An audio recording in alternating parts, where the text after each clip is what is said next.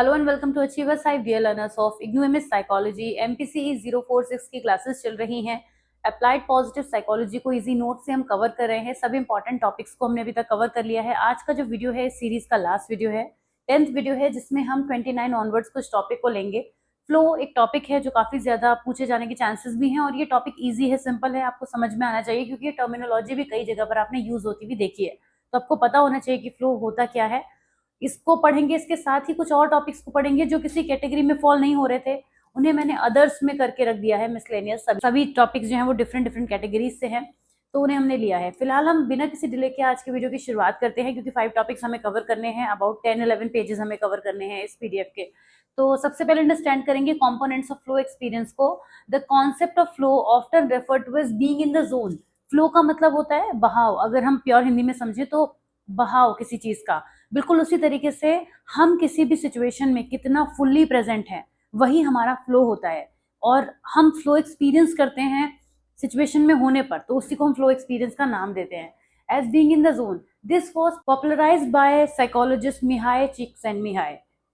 Flow is a state of complete immersion and optimal experience where individuals are so involved in an activity that nothing else seems to matter. किसी भी activity में इस तरह से indulge हो जाना, इस तरह से एंगेज हो जाना कि फिर किसी और चीज का ख्याल ना रहे। कभी कभी तो ऐसी चीजों में हम इसलिए भी इन्वॉल्व होते हैं क्योंकि वो चीजें हमारे इंटरेस्ट की होती हैं, पर कभी कभी ऐसा भी होता है कि इंटरेस्ट हो या ना हो, हमें वो सिचुएशन अच्छी लग जाती है। ऑल ऑफ अ सडन हमारा जो है उसमें इंटरेस्ट बन जाता है और हम उसमें बहुत ज्यादा इमर्ज होते चले जाते हैं, तो हम फ्लो को एक्सपीरियंस करते हैं। अगर फ्लो एक्सपीरियंस के कैरेक्टरिस्टिक्स की बात करें तो कौन कौन सी चीजें वो होती होंगी, आप सोचिए जब हम फ्लो एक्सपीरियंस में होते हैं। Intense and focused concentration. During flow one's attention is completely absorbed by the task at hand. There is a narrowing of focus where distractions fade away, leading to a heightened state of concentration on the present activity. कभी कभी हम कहते हैं कि यार flow में मैं ऐसा कर गया, मतलब उतना ज्यादा हमारा फोकस था उस सिचुएशन में, उस चीज में, कि हमारा ध्यान किसी और बात पर गया ही नहीं और फ्लो में हम उस चीज को कर गए। तो वो जो फ्लो वर्ड यूज करते हैं ना, वो यही है। तो सबसे ज्यादा इसमें इंटेंस फीलिंग होती है हमारी, और बहुत ही कॉन्सेंट्रेशन जो है हमारा फोकस में होता है। टीनेजर्स में या ऐसे कपल्स में जहां पर बहुत ज्यादा अट्रैक्शन होता है एक दूसरे के टुवर्ड्स, वहां पर फ्लो में बहुत सी चीजें हो जाती हैं, यानी कि उनका कॉन्सेंट्रेशन एक दूसरे से कहीं और नहीं जाता। तो वो जो इंटेंसिटी होती है वहां पे फीलिंग्स की, वो भी वहां पे देखने को मिलती है, वो भी फ्लो का ही एग्जाम्पल है। Merging of actions and awareness. In flow, there's a unity of consciousness where the person is not aware of themselves as separate from the action they are performing. Actions and awareness become one, creating a seamless experience. यानी कि हमारी जो awareness है और जो हमारे action है वो इतना मर्ज हो जाते हैं एक दूसरे में कि हम उनको सेग्रीगेट नहीं कर सकते, वो एकदम यूनिट की तरह से वर्क करते हैं। Loss of reflective self-consciousness. Self-consciousness or the awareness of oneself as an observer diminishes or disappears. Means खुद का कोई ख्याल ना रहना, किसी चीज में इतना ज्यादा लॉस्ट हो जाना कि खुद का बिल्कुल भी ध्यान ना रहना, अपने बारे में कोई थॉट ना रह जाना, पूरी तरीके से उस चीज में हो जाना। जब भी हम किसी चीज से प्यार करते हैं, वो कोई भी चीज हो सकती है, कोई म्यूजिक से प्यार करता है, कोई किसी ह्यूमन बीइंग से प्यार कर सकता है, कोई किसी रिलेशनशिप में होता है उस पर्सन से बहुत प्यार करता है, कोई पेट से बहुत प्यार करता है, कोई प्लांट से करता है, बहुत सारी कैटेगरीज हो गई। तो आप इन्हीं सारी कैटेगरीज में सोचिए कि खुद की इंपॉर्टेंस ना रह जाए और दूसरे में हम इतना ज्यादा लॉस्ट हो जाएं। वो दूसरा कुछ भी हो सकता है। अगर कोई अपने पेट से बहुत ज्यादा प्यार करता है तो वो अपने पेट में इतना इन्वॉल्व हो, तो वो फ्लो है, वो फ्लो एक्सपीरियंस है जिसमें वो इतना ज्यादा इन्वॉल्व हो कि उसे खुद का ख्याल ना रहे। या फिर जैसे मैंने अभी बताया कि रिलेशनशिप्स में अर्ली फेज में ये बहुत ज्यादा होता है कि जब एक दूसरे के टुवर्ड्स बहुत ज्यादा अट्रैक्शन होता है हर तरीके से, तो उस फेज में किसी और चीज का ख्याल नहीं रहता और अपना ख्याल बिल्कुल नहीं रहता है, जो कि आप जानते हैं कि ऐसा होता ही है। तो सेल्फ कॉन्शियसनेस का यहाँ पे हम लॉस होते हुए देखते हैं। Sense of control, there is an accompanying feeling of control over the situation और activity, not in terms of altering the environment but in managing one's action and responses to it. यानी खुद पर से जो है वो कंट्रोल भी चला जाता है, लूज कंट्रोल जिसे हम बोलते हैं, तो वही चीज हो जाती है यहाँ पे। This control is more about the confidence in one's ability rather than exerting dominance over the task. मतलब उस सिचुएशन में, उस चीज में हमारा जो पूरा फोकस है वो उस चीज पर ही होता है, तो हमारा खुद पर कंट्रोल नहीं होता। पर कंट्रोल का ये बिल्कुल मतलब नहीं होता है कि हम यहाँ पे कुछ भी कर सकते हैं, ऐसा नहीं होता है। कंट्रोल का मतलब होता है कि other situation, other person, other thing is more important than us. तो ये इस तरीके से हम देखते हैं। Distortion of temporal experience. Time can either speed up or slow down. One might feel hours pass like minutes or vice versa. This temporal distortion signifies how deeply engaged the person is, where the usual markers of time become irrelevant. अब इसके बारे में मैं आपको क्या ही example दूं, ये तो आप बहुत अच्छे से समझ सकते हैं कि जब हम किसी ऐसे पर्सन के साथ होते हैं जहां पे हमें, जिसके साथ हमें बहुत पसंद होता है, जिसमें हम बहुत ज्यादा लॉस्ट हो जाते हैं, तो टाइम कहाँ चला जाता है पता नहीं चलता। अब ये पर्सन के बारे में तो आप बहुत अच्छे से रिलेट कर चुके होंगे, क्योंकि सभी ने ऐसा कोई ना कोई किसी न किसी पर्सन के बारे में जरूर अज्यूम किया होगा, जिनके साथ आपको टाइम का बिल्कुल पता नहीं चलता है। वो आपके फ्रेंड हो सकते हैं, वो किसी और रिलेशनशिप की फॉर्म में हो सकते हैं, आपके फैमिली मेंबर हो सकते हैं, कोई भी हो सकते हैं। लेकिन इसके अलावा कुछ एक्टिविटीज भी ऐसी होती हैं जिनसे हमें इतना प्यार होता है। जैसे आप कभी भी ऐसे लोगों से मिलिए जो पेंटिंग करते हैं। मैं ऐसे बहुत से लोगों से मिलती रहती हूँ जिनसे भी मेरी मुलाकात होती है, जो किसी लिटरेचर में बहुत अच्छे होते हैं। वो घंटों गुजार देते हैं और बहुत कुछ छोटा सा वर्क उन्होंने किया होता है। हमें वो लगेगा कि वो छोटा काम है, लेकिन उसकी डेप्थ, उसकी गहराई, उसकी इंटेंसिटी को वो वही फील कर सकते हैं, और उस चीज में वो घंटों गुजार सकते हैं और उन्हें बिल्कुल भी महसूस नहीं होगा, ना वो थकावट महसूस करते हैं, ना वो कुछ भी ऐसा फील करते हैं। तो वो जो फ्लो है ना, उस फ्लो में लव है, पूरी तरीके से डेडिकेशन है, अट्रैक्शन है उस चीज के टुवर्ड्स, इतना ज्यादा मैग्नेटिज्म है, कहना चाहिए अट्रैक्शन भी एक छोटा वर्ड हो जाता है यहाँ पे। इतना जबरदस्त मैग्नेटिज्म है कि वो चीज उन्हें अपनी ओर इस तरह से खींचती है कि उन्हें वक्त का नहीं पता चलता। तो ऐसे बहुत से केसेस होते हैं, सिचुएशंस होती हैं जहाँ पे हमें टाइम का ही पता नहीं चलता कि वक्त कहाँ चला जाता है ना। बहुत सारे सॉन्ग्स भी बने हैं मूवीज के इस तरीके की सिचुएशंस पे, कि जब हमारा वक्त कहाँ गुजर जाता है हमें मालूम नहीं चलता। खैर, ये उसी से कनेक्ट करने वाली बात है, मैं कुछ भी आपको आउट ऑफ द कॉन्टेक्स्ट लेके नहीं जा रही हूँ। Clear goals. Flow activities are guided by clear achievable goals. Knowing what needs to be done moment by moment provides structure and direction. यानी कि जब हमारा फ्लो किसी चीज में होता है तो क्लैरिटी बहुत ज्यादा होती है, हम कंफ्यूज नहीं होते। अगर हम कंफ्यूज हैं तो नहीं हो सकते। आप ऐसे समझ लीजिए, आप एक नदी को अज्यूम कीजिए कि नदी है, वो बह रही है, तो वो आराम से अच्छे फ्लो में बहेगी जब कोई ऑब्स्टिकल नहीं होगा। लेकिन अगर कोई बड़ा पत्थर बीच में पड़ा है तो वो जो पानी है ना, वो वहां से टकरा के जाएगा, तो वो फ्लो डिस्टर्ब होगा। तो वो फ्लो अच्छा तभी होगा जब वहां पे कोई ऑब्स्टिकल नहीं होगा, यानी उस जो नदी का फ्लो है वो बहुत क्लैरिटी से जा रहा है, उसको पता है वो सीधे बह रहा है। मतलब थोड़ा फिलोसॉफिकल हो गया आई नो, लेकिन आप समझने की कोशिश कीजिएगा, मुझे मजा आ रहा है पता नहीं कैसे एग्जाम्पल देने में। फिलहाल तो गोल्स की जो है वो क्लैरिटी हमारे माइंड में ऑटोमेटिक हो जाती है कि हमारा फ्लो जा किधर रहा है, हम क्या करेंगे, क्या हम करने वाले हैं, है ना। वो टाइम टू टाइम होता रहता है। Immediate feedback. The activity must provide immediate feedback so individuals can adjust their performance in real time. मतलब अगर आर्टिस्ट की बात करते हैं, कोई आर्टिस्ट है, पेंटिंग कर रहे हैं, ड्राइंग कर रहे हैं, वो उन्हें जरा सा फील हुआ कि नहीं नहीं नहीं, ये जो लाइन है ये यहाँ पे ऐसे नहीं होनी चाहिए थी, कुछ और होना चाहिए था, वो तुरंत उसे चेंज कर देंगे। मतलब उनकी एक्टिविटी, उस फ्लो में उन्हें फीडबैक मिलता रहता है, और उस फीडबैक से वो अपने फ्लो को बैलेंस करे रहते हैं। समझ रहे ना, जैसे कोई भी काम है, अगर हमें ऐसा कुछ भी डिस्ट्रैक्शन फील हो गया, डिस्टर्ब हो गया, तो वो खत्म हो जाएगा, फ्लो टूट जाएगा। फ्लो तो तभी है जब टूटे ना, वरना वो फ्लो ही कहाँ हुआ। तो यहाँ पे इमीडिएट फीडबैक भी हमें मिलता है। Balance between challenge and skill. For flow to occur there needs to be a balance where the challenge of the task matches the skill level of the individual. If the task is too easy, boredom ensues, too hard, anxiety results. The sweet spot is where one's ability are fully engaged by the demands of the task। मतलब flow में एक balance होता है। अगर कोई task बहुत easy है, आप उसे करते जा रहे हैं, तो कोई क्या है, ये तो बहुत ईजी है, अरे ठीक है ना, मतलब मन ही नहीं करेगा, ऑटोमेटिक हो जाएगा ये। और अगर कुछ बहुत डिफिकल्ट है तो थोड़ी देर तो आप अपना वो जो रेजिलियंस पढ़ रहे थे ना लास्ट वीडियो में, उसको मेंटेन करेंगे, लेकिन एक पॉइंट के बाद आपको लगेगा अरे छोड़ो, वो एंग्जाइटी भी दे सकता है। फ्लो जो है वो हमें कंफर्टेबल करता है सिचुएशन के साथ में। आप किसी ऐसे पर्सन के साथ बैठे हैं जहां पे आपको ठीक है, फ्लो फ्लो में बातें तो कर रहे हैं खूब सारी, पर कहीं ना कहीं आपको डर है। मान लीजिए वो कोई सीनियर है आपके, कोई बॉस है, या कोई ऐसे पर्सन है जो जिससे बहुत ज्यादा कंफर्टेबल नहीं है, तो फ्लो नहीं बनेगा आपका। फ्लो कहाँ बनता है? यारी दोस्ती में, जहां पे हम अपनी कोई भी बात कह पाते हैं। पर वहीं हम अपने सीनियर से बात कर रहे हैं, अपने ऑफिस में टीम लीड से बात कर रहे हैं, तो वहां हमारा फ्लो नहीं बनेगा। वो फ्लो काम का तो बनेगा, लेकिन अपने मतलब क्लोजनेस वाला फ्लो नहीं बन सकता। वो हमारा यार दोस्तों के साथ कुछ भी बोल रहे हैं, कैसे भी बात कर रहे हैं, तो फ्लो का मतलब हो गया जो हमें कंफर्टेबल करता है सिचुएशन के बीच में। वो चैलेंजिंग भी हो सकता है, लेकिन वो चैलेंज भी एक लेवल पे चलेगा। Then autotelic experience. An autotelic experience is one that is intrinsically rewarding. The activity is done for its own sake rather than some external reward. मतलब कोई भी एक्टिविटी जिससे खुद से करने का पुश मिल रहा है, अंदर से के कार्यों से करने की, कि हाँ यार ये करना है, इसे करने में मजा आ रहा है, खुद से हम सोचते रहेंगे, करते जाएंगे, एंजॉय करते जाएंगे, हमें पुश मिलता रहेगा, हमारा फ्लो बना रहेगा। लेकिन अगर किसी काम के लिए हमें बाहर से पुश किया जा रहा है, तो फिर वो काम नहीं है, वो फ्लो नहीं है, वो ड्यूटी बन जाती है, और ड्यूटी तो फिर ड्यूटी की तरह से होती है, राइट। तो यहाँ पे एंजॉयमेंट और सेटिस्फेक्शन जो है वो खुद से आता है और फ्लो भी मेंटेन रहता है। एंजॉयमेंट ऑफ द प्रोसेस, सबसे इंपॉर्टेंट बात, फ्लो में हमेशा एंजॉयमेंट होता है, आप उसे एंजॉय करते हैं, आप उस मोमेंट को जीना चाहते होते हैं, आप नहीं चाहते कि वो मोमेंट खत्म हो, आप बिल्कुल नहीं चाहते कि वो जो टाइम है वो गुजर जाए और चीज़ें बदल जाएं, आप उसमें चेंज एक्सपेक्ट नहीं करते, आप चाहते हैं उस फ्लो में चीज़ें चलती रहे।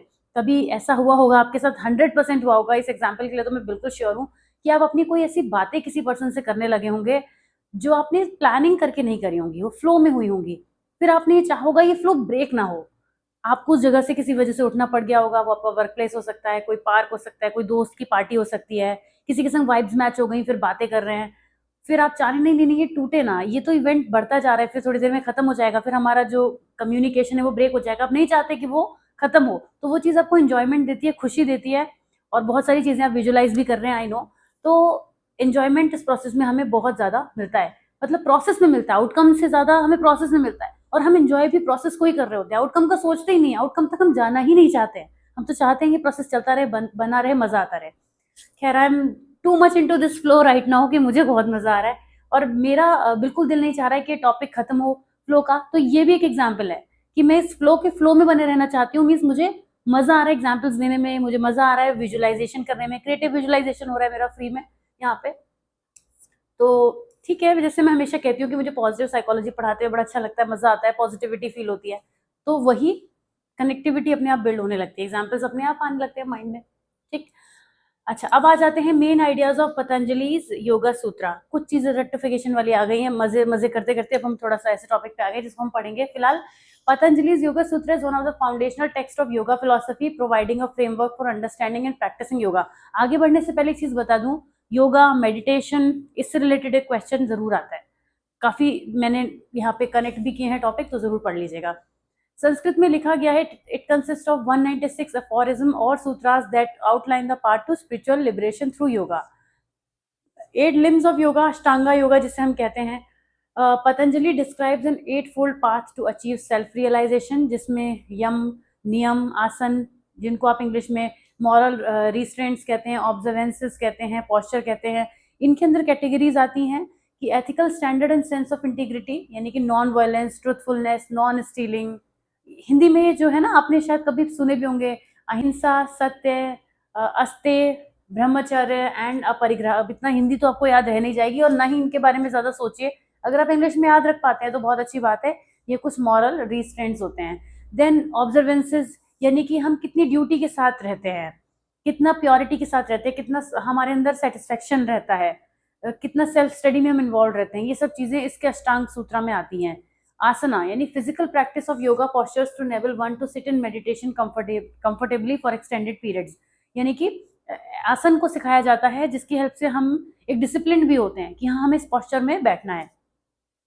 प्राणायाम, प्राणायाम में हम अपनी ब्रीदिंग कंट्रोल करना सीखते हैं। Then pratyahara, withdrawal of senses, यानी कि खुद को एक्सटर्नल वर्ल्ड से डिटैच करना जिससे कि हम फोकस बना पाए। देन धारणा, concentration, fixing the mind on a single point. उसके बाद मेडिटेशन को करना और जो हमने सीखा है समाधि में उसे कन्वर्ट कर देना, एब्जॉर्ब कर लेना। राइट, तो ये होते हैं, ये कुछ स्टेजेस हैं जिनको हम अचीव करते हैं पतंजलि के अष्टांग सूत्र में। सेकेंड है हमारा the nature of the mind.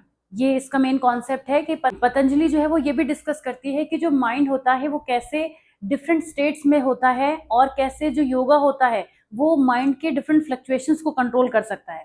तो माइंड के नेचर को भी स्टडी किया जाता है, योगा की हेल्प से उसको बैलेंस करने का काम किया जाता है। ये ईश्वर के कॉन्सेप्ट में भी बिलीव करते हैं, यानी कि हम उससे लॉर्ड या गॉड कहते हैं। द कॉन्सेप्ट ऑफ ईश्वरा, पतंजलि जो है वो ईश्वर के आइडियाज को भी इंट्रोड्यूस करता है, मतलब हम सभी जो है लॉर्ड को या गॉड को मानते हैं, और उन्हें फोकस करते हुए, उन्हें माइंड में रखते हुए हम चीजों को आगे लेके चलते हैं, यानी कि डिवोशन की प्रैक्टिसेस भी इसके थ्रू की जाती है।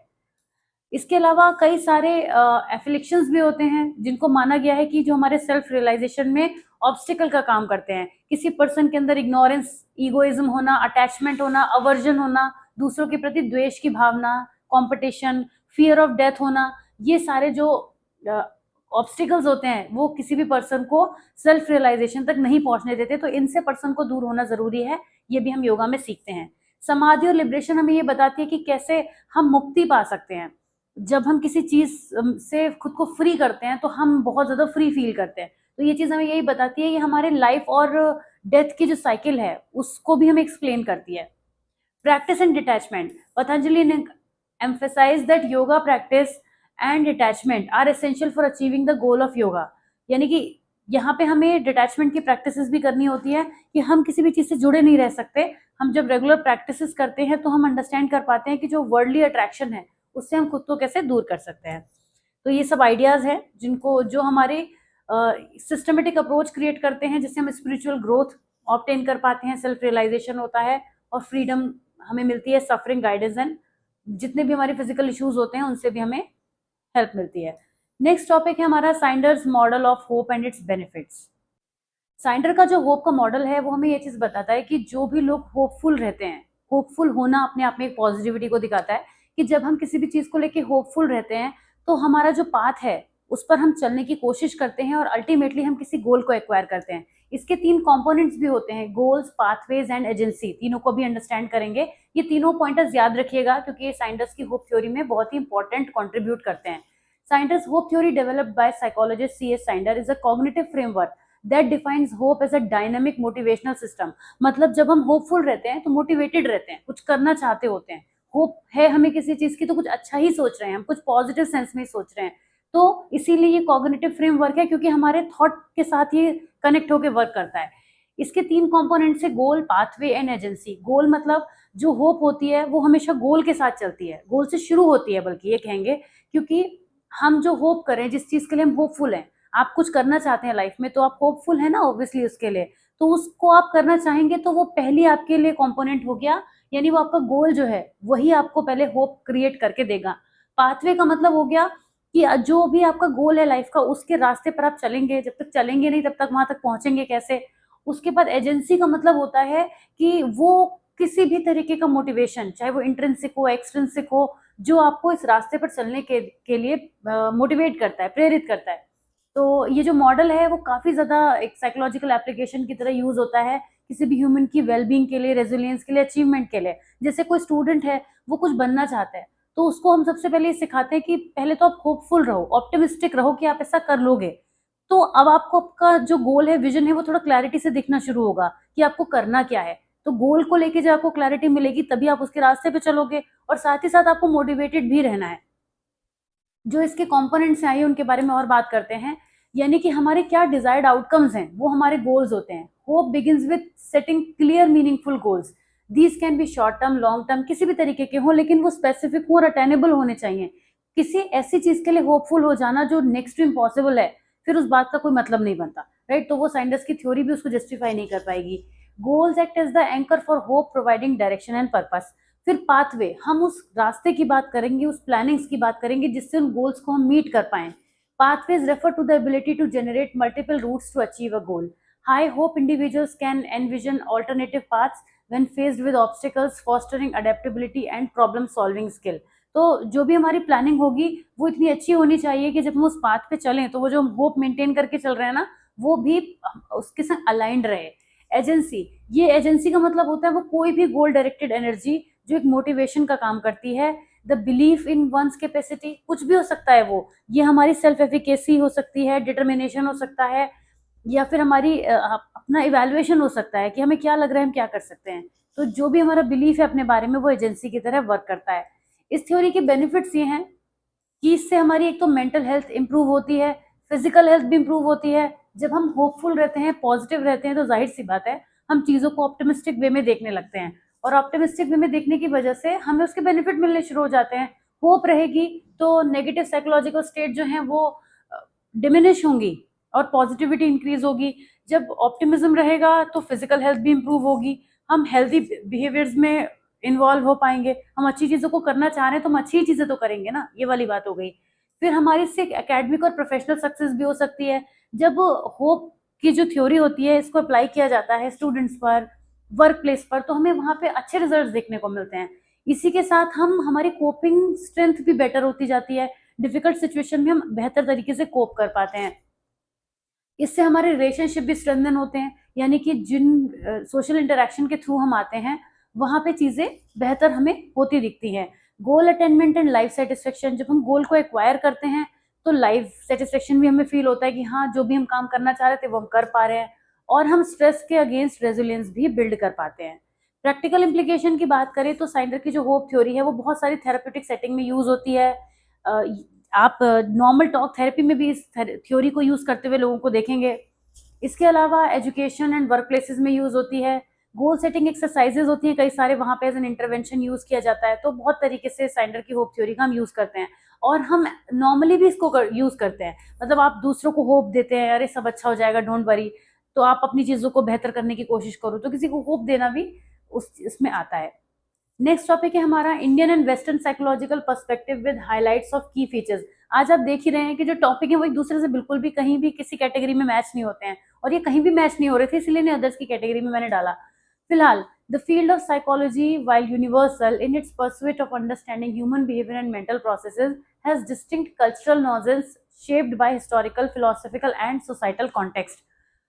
साइकोलॉजी का जो इंडियन और वेस्टर्न पर्सपेक्टिव है उसको अंडरस्टैंड करेंगे। सबसे पहले जानने की कोशिश करेंगे जो इंडियन साइकोलॉजिकल पर्सपेक्टिव है वो क्या, किस तरह से देखता है, यानी इंडियन साइकोलॉजी क्या है, इंडियन साइकोलॉजी में कौन से कंपोनेंट्स को अंडरस्टैंड किया जाता है और वो वेस्टर्न से कैसे डिफर करती है, ये भी समझ लीजिए। अगर डिफरेंसेस की फॉर्म में आ जाए तो आप लिख पाएंगे। सबसे पहले तो इंडियन साइकोलॉजी जो है वो किसी भी पर्सन को या किसी भी इंडिविजुअल को उस एक लार्जर होल का एक इंटीग्रल पार्ट मानती है, यानी कि वो होलिस्टिक अप्रोच को लेके चलती है, यानी वो फैमिली, कम्युनिटी, कॉस्मोस सबका एक पार्ट है। जो होलिस्टिक व्यू है वो हम, आपने सुना है ना वसुदैव कुटुंबकम, यानी कि वर्ड जो है एक फैमिली है, तो यूनिटी में बिलीव करती है, होलिस्टिक अप्रोच को फॉलो करती है। इसके जो रूट्स है वो फिलोसफिकल है, स्पिरिचुअल हैं। जो अगर हम साइकोलॉजी को बहुत पास से देखने की कोशिश करें तो आपको पता चलेगा कि साइकोलॉजी तो निकली ही फिलोसफी से है। और इसके अलावा जितने भी हमारे एंशियंट टेक्स्ट हैं उनमें भी हमें ऐसी बहुत सी बातें मिलती हैं जो हमें साइकोलॉजिकल प्रैक्टिसेस और थ्योरीज से कनेक्ट करती हुई मिलेंगी। बहुत सी ऐसी बातें हैं। माइंड बॉडी स्पिरिट इंटीग्रेशन, ये कहते हैं कि आयुर्वेद और योगा को भी इसमें जोड़ा जाता है, जो हमें ये बताता है कि हमारी जो मेंटल हेल्थ है और फिजिकल हेल्थ है, स्पिरिचुअल हेल्थ है, वो कनेक्टेड है। जो हमारे चक्रास हैं बॉडी में उनको हमारी वेलबींग से जोड़ा जाता है। ये सेल्फ और कॉन्शियसनेस की भी बात करती है। Indian thought often deals with the nature of the self and ultimate consciousness, exploring state of consciousness beyond ordinary waking life, leading to concept like समाधीन योगा। योगा के बारे में जो हम बात कर रहे थे वो टॉपिक भी है यहाँ पे।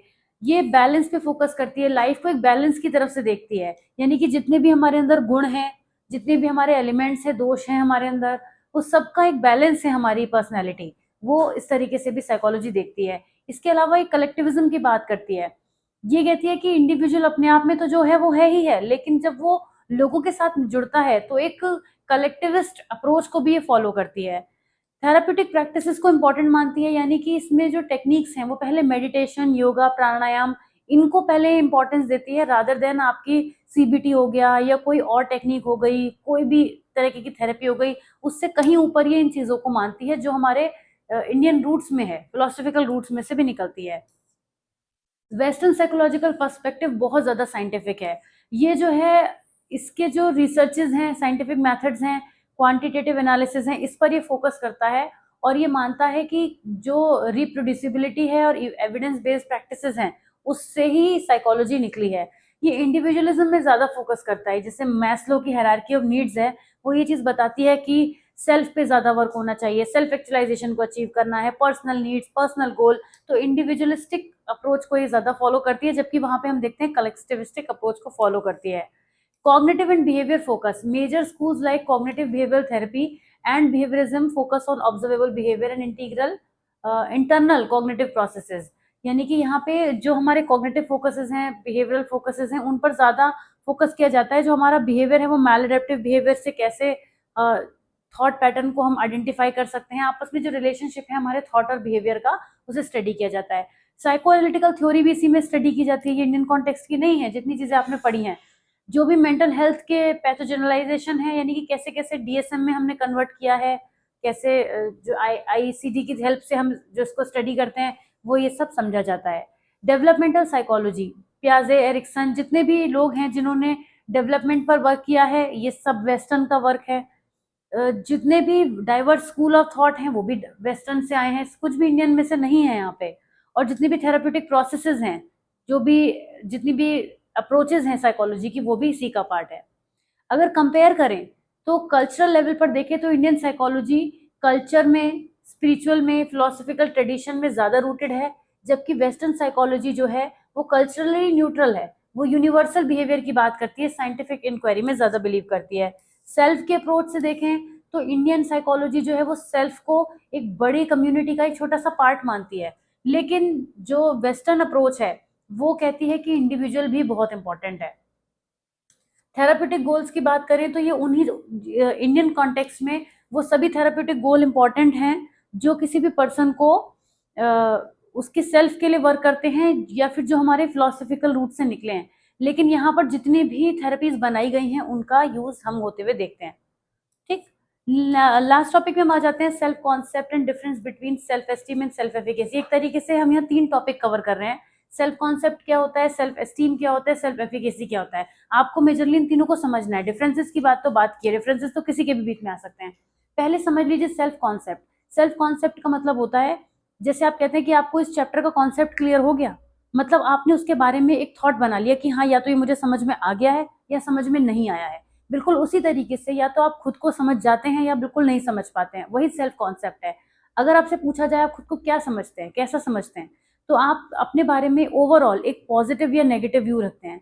न्यूट्रल बहुत ही रेयर केस में होता है, कोई बहुत ही जो है वो मंकी बैलेंसिंग कर रहा है सिचुएशन की, तब अलग बात है, वरना हर पर्सन अपने बारे में या तो पॉजिटिव व्यू रखता है या नेगेटिव व्यू रखता है। तो जो भी अपने बारे में ओपिनियन रखते हैं उसी को हम सेल्फ कॉन्सेप्ट कहते हैं। सेल्फ कॉन्सेप्ट मेरा खुद के बारे में जो कॉन्सेप्ट है ना। अगर किसी पर्सन से हम कहेंगे अपने आप को कैसा समझते हैं, जैसे सुना ना, मैं अपने वो लाइन सुनिए, मैं अपनी फेवरेट हूँ, तो वो जो मैं अपनी फेवरेट हूँ वाली लाइन करीना कपूर कहती है, तो उसका सेल्फ कॉन्सेप्ट क्या है, यहाँ पे पॉजिटिव है। और उसी मूवी में शुरुआत में शाहिद कपूर की जो कंडीशन होती है उस पूछने की जरूरत भी नहीं है, उसका जो अपने बारे में कॉन्सेप्ट होता है वो नेगेटिव सा परसीव होता है। तो यानी कि सेल्फ कॉन्सेप्ट तो क्लियर हो गया, हम अपने बारे में कॉन्सेप्ट रखते हैं। लेकिन एक चीज और है सेल्फ कॉन्सेप्ट में कि हम अपने बारे में एक ओवरऑल व्यू तो रखते हैं, मगर फिर वो डिवाइड भी होता जाता है। जैसे अगर हम किसी से क्वेश्चन पूछें कि आप अपने बारे में आप खुद को कैसा समझते हो, तो वो हो सकता है वो आपसे पलट कर ये पूछे आप किस एस्पेक्ट में बात कर रहे हो, आप किस चीज के लिए कह रहे हो। जब तक आप उसे नहीं कहोगे नहीं ओवरऑल बताओ, तब तक वो आपसे जरूर पूछ सकता है आप किस सेंस में कहना चाह रहे हो, बी स्पेसिफिक, कि आप सोशली पूछना चाह रहे हो, पर्सनली पूछना चाह रहे हो, फैमिली के सेंस में पूछना चाह रहे हो, क्योंकि हर इंसान अलग अलग जगहों पर एक अलग अलग कैरेक्टर लेके जीता है और वो बिल्कुल ठीक है। जैसे अगर हम इसको और नैरो कर लेते हैं कि कोई स्टूडेंट है, उससे हमने पूछा कि आप पढ़ाई में कैसे हो, आपका खुद को स्टडीज में लेके, अब सेल्फ कॉन्सेप्ट तो नहीं समझेगा वो, हमने उससे पूछा कि आप स्टडीज में खुद को कैसा समझते हो, तो वो ये कह सकता है कि मुझे लगता है मैं एक अच्छे स्टूडेंट हूँ। तो उसने अपने बारे में एक पॉजिटिव कॉन्सेप्ट क्लियर किया। अब हमने उससे पूछा अच्छा आपका फेवरेट सब्जेक्ट कौन सा है, किस सब्जेक्ट में आप अपने आप को ज्यादा अच्छा समझते हो, तो उसने कहा कि मुझे लगता है कि मैं इंग्लिश में तो बहुत अच्छा हूँ लेकिन सोशल साइंसेज में उतना अच्छा नहीं हूँ। तो अब इंग्लिश में जब स्पेसिफिक हो गया, वो इंग्लिश में उसका सेल्फ कॉन्सेप्ट हाई है, पॉजिटिव है, लेकिन सोशल साइंसेज में सेल्फ कॉन्सेप्ट नेगेटिव है। अब इंग्लिश में भी उसने ये कहा कि मुझे लिटरेचर तो ज्यादा पसंद है मगर मुझे ग्रामर उतना पसंद नहीं है। तो लिटरेचर में उसका सेल्फ कॉन्सेप्ट हाई है और ग्रामर में वीक हो गया। फिर लिटरेचर का ही ब्रेक कर लेते हैं कि मुझे इसमें प्रोज में ज्यादा पसंद है, पोएट्री में नहीं, अब ज्यादा डीपर नहीं जाते हैं, है ना। तो इस तरीके से आप समझ पा रहे होंगे ट्री जैसा बनता जा रहा है, एक बाइनरी ट्री जैसे ट्री होता है ना। पिक्चर कहीं पे बना देती हूँ, थोड़ा समझ में आएगा आपको कि जैसे हमने ये एक ट्री बनाया, ये एक हमारा पॉजिटिव कॉन्सेप्ट है, अपने बारे में एक नेगेटिव है किसी भी चीज को लेके, ओवरऑल जो है हम उसे पॉजिटिव कह रहे हैं। तो जो हमारा यहाँ पे पॉजिटिव है उसमें भी हमारा स्पेसिफिक हो सकता है, एक पॉजिटिव और एक नेगेटिव हो सकता है, ठीक है ना। इसमें भी नेगेटिव में भी इस तरीके से चीजें हो जाएंगी। तो ऐसे करके एक ट्री बनता जाएगा, फिर इस पॉजिटिव के भी दो, फिर इसमें भी पॉजिटिव के दो, तो इस तरीके से एक ट्री जैसा बनता जाएगा। यानी कि सेल्फ कॉन्सेप्ट ओवरऑल देखें तो होता ही है, मतलब उसको एक टर्मिनोलॉजी हम सेल्फ कॉन्सेप्ट कहते हैं, लेकिन उसे हम पार्ट्स में ब्रेक डाउन कर सकते हैं, वो स्पेसिफिक टर्म्स में स्पेसिफिक हो सकता है। जैसे मैंने आपसे कहा था कि आप किसी पर्सन से पूछें कि आप खुद को कैसा समझते हैं, तो वो ये कह सकता है कि सोशल लेवल पे तो मैं बहुत ज्यादा इंट्रोवर्ट हूँ, लेकिन अपनी फैमिली के साथ मैं एक्सट्रोवर्ट हूँ। अब आप सोचिए, हम इंट्रोवर्ट और एक्सट्रोवर्ट एक ही कहते हैं कि या तो इंट्रोवर्ट ही होगा या एक्सट्रोवर्ट ही होगा, लेकिन वो एक कैटेगरी में कुछ और बता रहा है खुद को, दूसरे में खुद को कुछ और बता रहा है। तो ओवरऑल जो हमारा व्यू होता है खुद के बारे में, से डिलीट कर दूं, क्लीन कर दूं, आई मीन थोड़ा सा मैंने गंदा कर दिया, पढ़ने के लिए नहीं छोड़ा।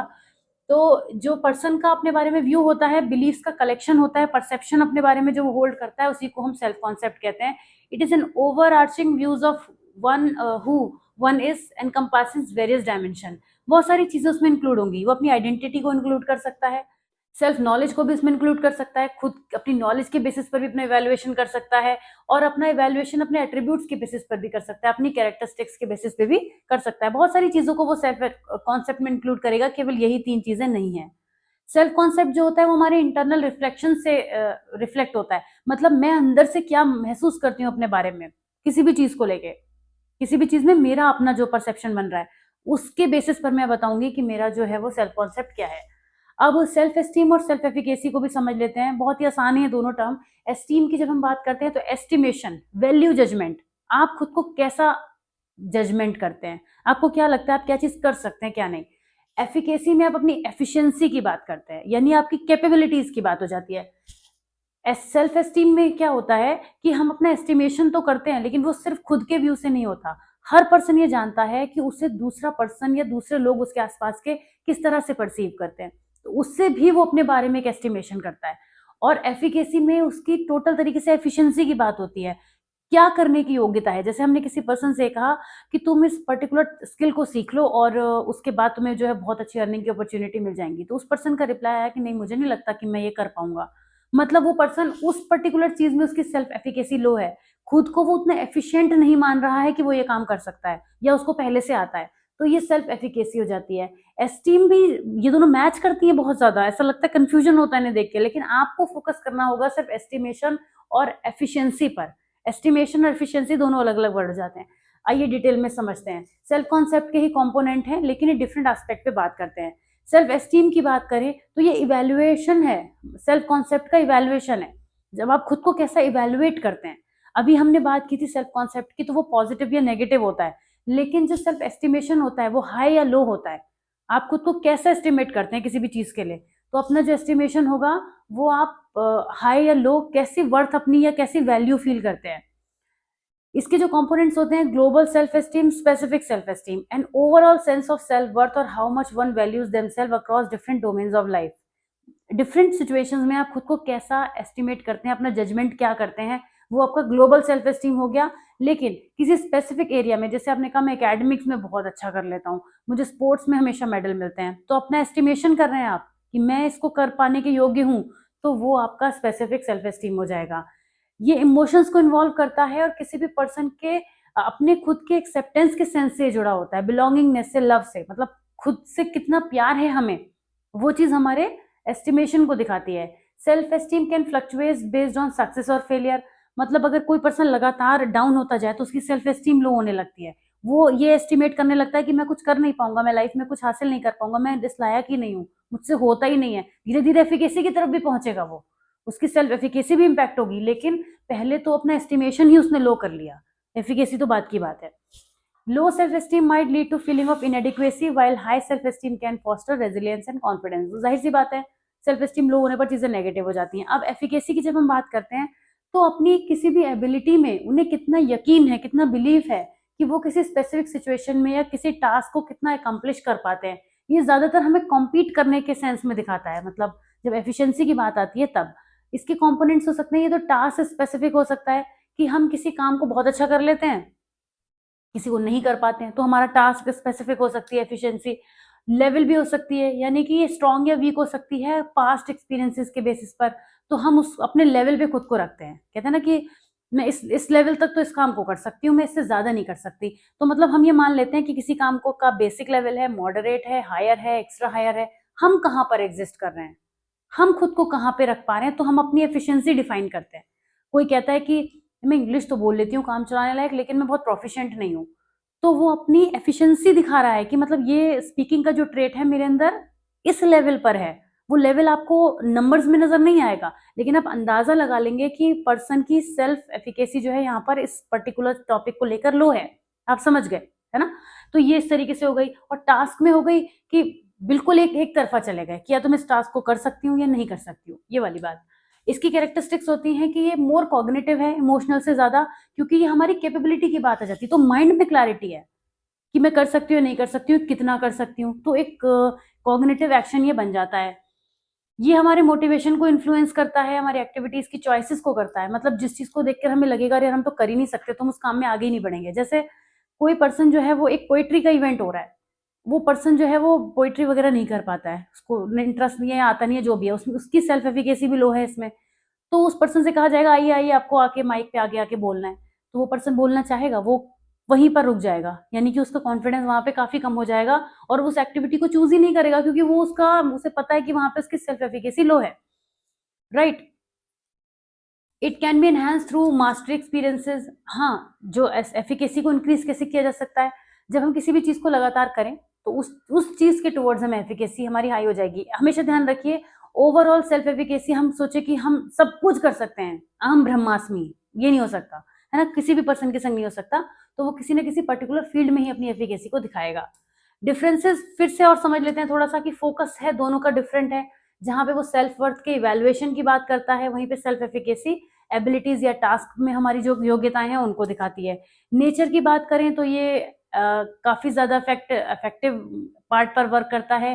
फीलिंग जो है इसमें इंक्लूडेड होती है, लेकिन सेल्फ एफिकेसी कॉग्निशन के बारे में है, बिलीफ के बारे में है। हाई सेल्फ एस्टीम होने पर कोई भी पर्सन अपनी हाई परफॉर्मेंस को शो करेगा, और हाई सेल्फ एफिकेसी होने पर पर्सन उस परफॉर्मेंस को तो हाई करेगा, लेकिन वो ग्लोबल नहीं होगी, ऐसा कोई जरूरी नहीं है। डेवलपमेंट सेल्फ एस्टीम जो है वो ब्रॉड लाइफ कंडीशंस में सोसाइटल एक्सेप्टेंस में नजर आती है, यानी हमारी कैसी सेल्फ एस्टीम है खुद को लेके। और सेल्फ एफिकेसी किसी एक्सपीरियंस पर स्पेसिफिक हो जाती है। मेजरमेंट की बात करें तो self esteem might be assessed through questions about general feeling of worth, लेकिन सेल्फ एफिकेसी को हम किसी एक्टिविटी के थ्रू ही, परफॉर्मेंस के थ्रू ही मेजर कर सकते हैं। तो ये टॉपिक्स हो गए हमारे कुछ, और इसी के साथ हमने कवर कर लिया है MPC 04C6 के इस बहुत बड़े ओशन में से कुछ बाल्टी पानी हमने निकाला था, जिसको हमने यहाँ पे पढ़ा है, समझा है, अंडरस्टैंड किया है। होप ये जो टॉपिक्स हैं वो आपको अच्छे से समझ में आए होंगे। और कैसी लगी ये सीरीज जरूर बताइएगा। अगर आप एग्जामिनेशन से पहले इन्हें पढ़ रहे हैं, काफी दूर आपकी एग्जामिनेशन है और आप अपनी इन्फॉर्मेशन के लिए इन्हें पढ़ रहे हैं, तो भी आपकी नॉलेज अच्छी खासी हो जाएगी अप्लाइड पॉजिटिव साइकोलॉजी को लेके। तो मैं मिलूंगी आपसे किसी और वीडियो में, नई सीरीज में, किसी और टॉपिक के साथ में। Wishing you all the very best for your examination. बहुत अच्छा करके आइएगा। एक रिक्वेस्ट है, क्वेश्चन छोड़ के मत आइएगा, क्योंकि इसमें आपको 3 आवर्स मिलते हैं और नहीं छोड़ेंगे ऐसा मुझे यकीन है, लेकिन फिर भी मेरा आपसे कहना बनता ही है। तो मिलती हूँ आपसे नेक्स्ट वीडियो में। Till then take care of yourself, bye bye.